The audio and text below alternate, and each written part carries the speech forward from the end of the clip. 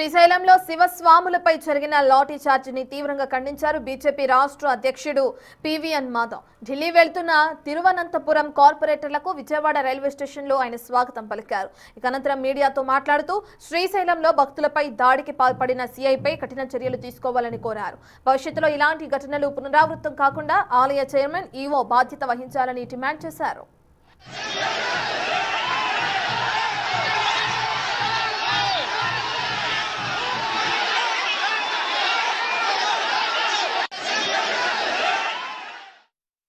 Lathi charge చేయడం Bharatiya Janata party ఖండిస్తుంది. శివభక్తులు ఎవరైతే మాల ధారణ చేసిన వాళ్ళు ఎవరైనా ఉంటే అది మన దేవీ నవరాత్రులకు వచ్చే దేవీ భక్తులు అయిన కానీ అయ్యప్ప స్వామి భక్తులైన వాళ్ళు స్వయంగా స్వామివారి స్వరూపంగా మనం భావిస్తాం.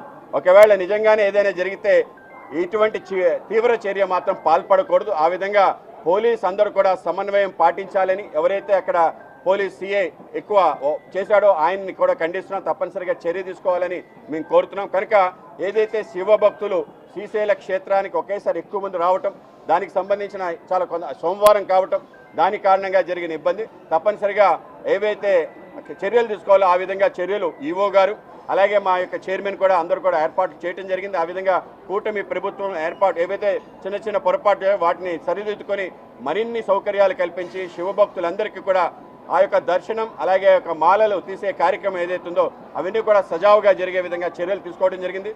ఆ విధంగా మొత్తం ఇప్పటికే అన్ని రకాల చర్యలు తీసుకున్నారు. అందరికీ కలిసిన సౌకర్యాలు కూడా పెద్ద ఎత్తున కల్పించడం జరిగింది. ఆ విధంగానే వెళ్తాం. ఏదైతే లాఠీ చార్జ్ జరిగిందో అది దురదృష్టంగా భావిస్తున్నాం. మళ్ళీ ఇటువంటి చర్యలు జరగకుండా మేము చర్యలు తీసుకుంటాం.